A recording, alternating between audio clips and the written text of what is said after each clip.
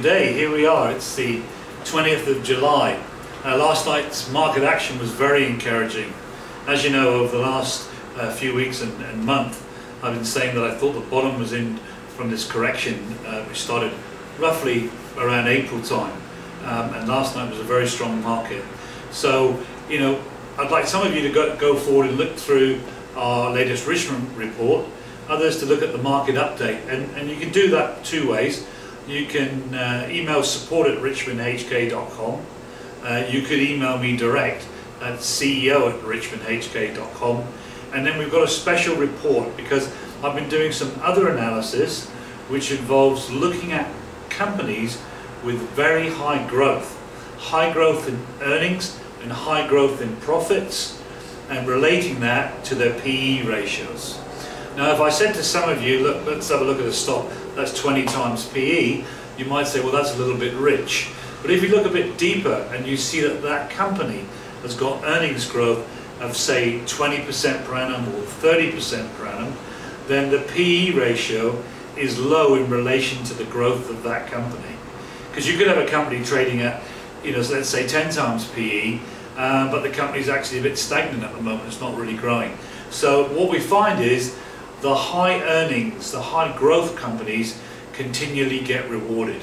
So I put together a special report on that, and if you'd like to look at that, you need to email me at highperformers@optimizer.com. So thank you for listening, and I'll see you on the other side when you look for the report. So here we are on the other side. It's Graham Bibby here. It's the 20th of July. Look, we're going to start off. I've got a chart here. This is the Spider Gold Trust, physical gold. And you can see we're going back here. This period here is August, if you look to the left of your screen, August 2009. And you can see that there was a rise in gold, then we had this sort of sideways movement, lasted almost 9 months, then a breakout, sideways movement, rise into April, sideways movement, and then we've been hitting new highs. So from the beginning of the year, there's been quite a reasonable rise from 135 to 154, somewhere in the region of 15 to 16%, which is which is a very decent move. However, when we look at the price of some of the gold stocks, they fell from around April time. This is IM Gold Corporation. It's a very good gold producer. It was 24 around April time, and it fell to 18. That's a $6 move, which is somewhere in the region of 30%, and we're just starting to break out to the upside. So there's a disconnection, because if this was the price of gold here, gold's gone on up when the price of the shares has fallen back.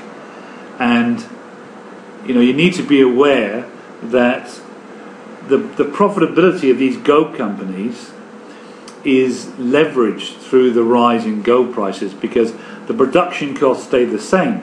So once we get over a certain gold price, all that extra price is going to the bottom line and profit, unless of course they've leveraged.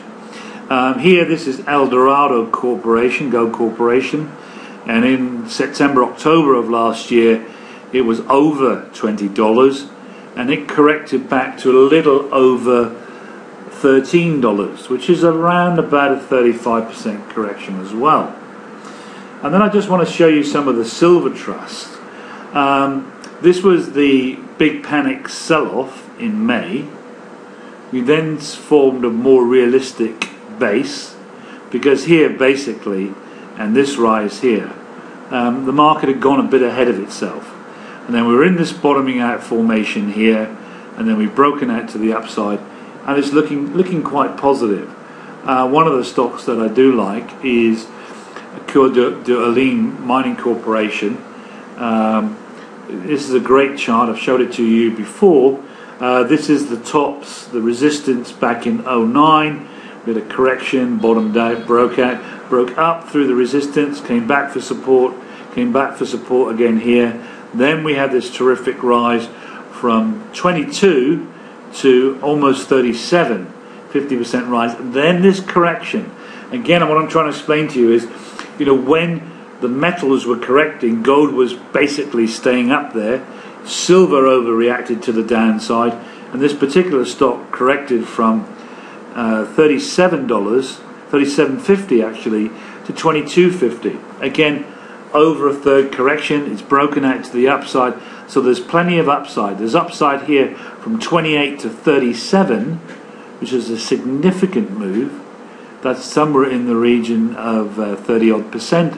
But bear in mind that gold and silver are now rising to new highs up here, so the upside is very significant.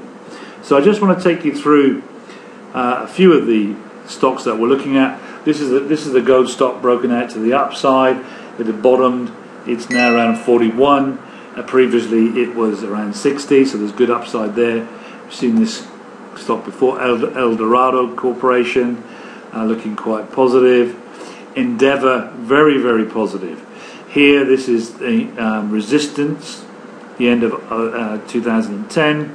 We eventually broke out that huge rise up and then corrected, gave back during the pullback in the markets most of that rise. But we have now at a higher bottom here, higher than that bottom here. That's positive. We're a little bit cautious. We wanted to wait till this angle had been broken, and then we've broken to the upside, broke out of here, and has risen from the breakout point from $8.50 to $10.63, which is over a 20% move.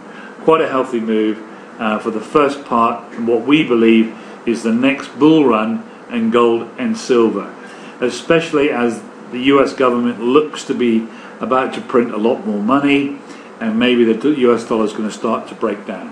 So if you want any more information on this, please feel welcome to contact us at support@richmondhk.com, or else look for us under our high performers at optimizer.com.